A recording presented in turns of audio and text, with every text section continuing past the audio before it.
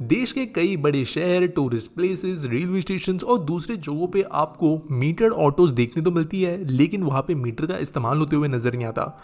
In fact देश के बड़े शहरों के अंदर कई ऐसे लोग होंगे जिन्होंने कई साल उस शहर में रहने के बावजूद अब तक कोई भी ऑटो वाले को मीटर का इस्तेमाल करते हुए देखा नहीं होगा। और जो रेट्स वहाँ पर बताए जाते हैं ऑटो वाले के द्वारा, उनको एक्सेप्ट करना पड़ता है, बार्गेनिंग करनी पड़ती है और ज्यादातर ये जो प्राइसेस होती है वो ओवर द टॉप होती है, जिसके वजह से ऑटोज कोई खास अफोर्डेबल रह नहीं पाते। लेकिन इन सारी चीजों के अंदर मुंबई एक ऐसा शहर निकल कर आता है जहां पर आपको मैक्सिमम केसेस में बिना बताए हर ऑटो वाला मीटर के जरिए ही चार्ज करेगा। अनलेस एंड अनटिल आप कोई आउट स्टेशन, ट्रेन स्टेशन पे ना हो, आप कोई और लोकेशन पर और टाइमिंग पे जा रहे हो, तब तक आपको प्रॉपर्ली मीटर से ही चार्ज किया जाएगा, जो कि ऑटोज को ज्यादा अफोर्डेबल बनाता है मुंबई शहर के अंदर। लेकिन ये कोई कल्चरल प्रेसिडेंस या फिर किसी स्ट्रिक्ट रूल वगैरह की वजह से नहीं है, ये है एक काफी यूनिक मार्केट कंडीशन जो सिर्फ और सिर्फ पूरे देश के अंदर मुंबई में नजर आती है, जो मजबूर करती है ऑटो रिक्शा ड्राइवर्स को मीटर इस्तेमाल करने के लिए। और वो कंडीशंस क्या है, इसी के बारे में आज हम जानेंगे। दोस्तों, किसी भी मार्केट के अंदर किसी भी चीज के रेट्स कैसे डिसाइड होते हैं वो डिपेंड करता है उस मार्केट के कंडीशन के ऊपर। वहां पे सप्लाई कैसा है, डिमांड कैसा है, वहां की मार्केट में जो परचेसर्स है उनके नीड कैसे है और जो सप्लायर्स है उनकी नीड कैसे है, ये देखना बहुत जरूरी होता है किसी मार्केट डायनामिक्स को समझने के लिए। और मुंबई का जो लास्ट माइल कनेक्टिविटी मार्केट है, या आप कहे तो जो शॉर्ट डिस्टेंस कॉमन मोबिलिटी से चलने वाला मार्केट है, जिसे आप टैक्सी मार्केट या ऑटो मार्केट बोल सकते हो, वो यूनिक है। अब यूनिक कैसे है वो समझते हैं। मुंबई एक छोटा शहर है, वैसे देखा जाए बहुत बड़ा शहर ऑब्वियसली ये है, लेकिन अगर हम बाय लैंड एरिया देखें तो यहाँ पर दिल्ली, बेंगलुरु, इन शहरों से मुंबई काफी छोटा है in terms of land area. और इस लैंड एरिया के अंदर भी बहुत ही बड़ा पोर्शन ऑफ लैंड जो है एक नेशनल पार्क में चला जाता है, जो कि है संजय गांधी नेशनल पार्क। और एक काफी अच्छा chunk of area southern Mumbai के अंदर काउंट होता है, जिसे सोबो बोला जाता है। और यहाँ पे ऐसा ये रीजन है जहाँ ऑटो रिक्शा अलाउड नहीं है। मैंने एक वीडियो बनाई थी कि क्यों साउथ बॉम्बे में ऑटो रिक्शा नहीं चलती, और काफी सक्सेसफुल वीडियो भी है, तो वो जगह आप देख सकते हो क्यों वो नहीं चलती। लेकिन बेसिकली इसके वजह से होता यह है कि आज के डेट में मुंबई में जो एक्चुअली ऑपरेटेबल एरिया है ऑटो रिक्शास के लिए, वो कंपैरेटिवली कई शहरों से कम है। अब इस कम अवेलेबल एरिया के अंदर 4,60,000 ऑटो रिक्शास चलती है। अब मे बी ये आंकड़ा कई लोगों के लिए शॉकिंग नहीं होगा, क्योंकि मिलियंस ऑफ कार्स एंड दूसरे व्हीकल्स हमें देखने के लिए मिलते हैं।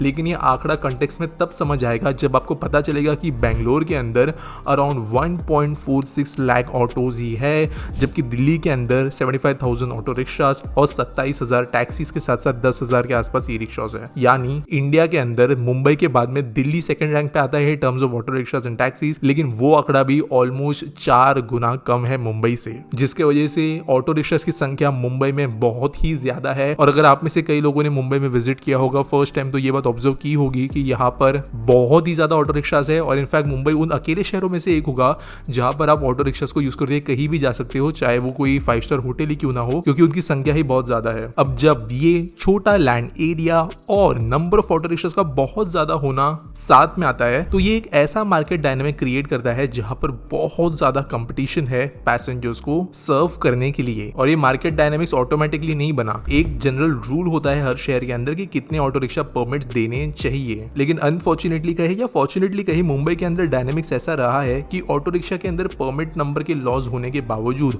अलग अलग ऑटोज ने अंधे नंबर पे लाइसेंसेस दिए हैं इन ऑटो रिक्शास को चलने के लिए। विमेन ऑटो रिक्शा अलग चलती है, डिसेबल्ड के अंतर्गत कैटेगरी में कई सारे परमिट्स मिलते हैं, जिसके वजह से जो संख्या किसी शहर के पॉपुलेशन के हिसाब से ऑटोज की होनी चाहिए वो कई गुना ज्यादा है मुंबई में।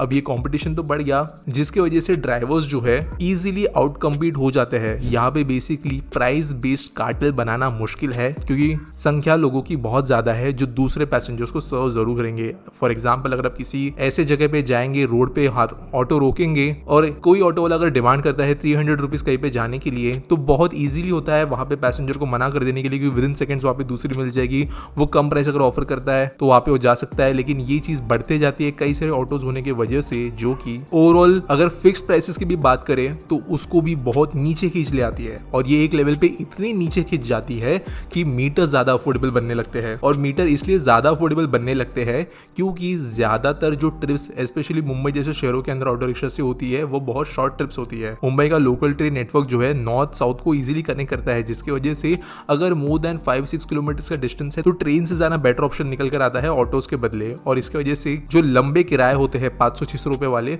वो इजीली ऑटो वालों को मिल नहीं पाते। और जो छोटे छोटे कई सारे आप कह सकते हो शेयर्ड ऑटो या फिर आप कहें तो मीटर्ड लेवल पे चलने वाले किराए होते हैं 2-3-4 किलोमीटर वाले, वही ज्यादा अवेलेबल होते हैं। और ऐसे रूट्स पर अगर कोई ऑटो वाला बहुत ज्यादा चार्ज करे तो उनको पैसेंजर्स मिलने नहीं वाले। At the same time Mumbai के अंदर ऑटो रिक्शा के अंदर जो मीटर्स होते हैं उनके रेट्स एवरेज है, ऐसा नहीं कि बहुत कम है। और पॉपुलेशन डेंसिटी मुंबई शहर की सबसे ज्यादा है पूरे देश के अंदर। साथ साथ रेलवे स्टेशन के बाहर ऐसी जगह होती है जहां पर हंड्रेड्स ऑफ पैसेंजर्स पर मिनट के हिसाब से डिस्चार्ज हो रहे होते हैं, इनफैक्ट थाउजेंड्स के हिसाब से हो रहे होते हैं बिजी टाइम्स के दौरान। जिसकी वजह से अगर ऑटो रिक्शा की बड़ी बड़ी लाइंस भी है तो भी हर ऑटो वाले को विद इन फ्यू मिनट्स वापस किराया मिल जाता है और वो किसी छोटे डिस्टेंस में मीटर बेस्ड सर्विस देकर वापस उस लाइन में आ सकता है। और इसके लिए इन ऑटो रिक्शा वालों को जो बड़े बड़े लंबे लंबे समय मिलने वाले किराए होते हैं उनसे ज्यादा प्रॉफिटेबल होता है छोटे छोटे कई सारे किराए लेने के लिए। अब ऑब्वियसली ये ज्यादा एग्जॉस्टिंग है, यहाँ पर ऑटो रिक्शा वाले ज्यादा आराम नहीं कर सकते, अपने हिसाब से वो मेहनत ज्यादा करते हैं, लेकिन ज्यादा प्रॉफिट बनाने के लिए वही ऑप्शन बेहतर निकल कर आता है। और इसमें एक बहुत इंपॉर्टेंट फैक्टर जो ऐड होता है वो है ऑटोस की ओनरशिप का। आप में से कई लोग जानते हैं कि ज्यादातर ऑटो रिक्शा जो होते हैं स्पेशली बड़े शहरों के अंदर वो कई बार रेंटेड होते हैं, यानी कि जो उनको चला रहा होता है वो उनका ओनर नहीं होता, ओनर कोई और होता है। और जो डेली बेसिस पे किराया होता है इन ऑटोज का 300, 400, 500, 600 रुपए, वो उनको देना पड़ता है अपने ओनर को।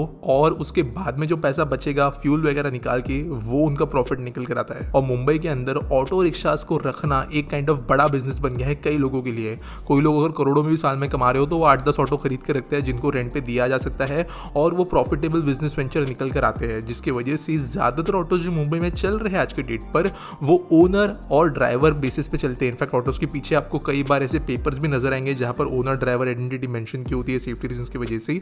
और इसके लिए जरूरी होता है कई सारे ऑटो ड्राइवर्स को कि वो ज्यादा से ज्यादा मेहनत करते हुए अपना जो किराया है ऑटो का वो खुद पहले भरे बाद में प्रॉफिट निकाले।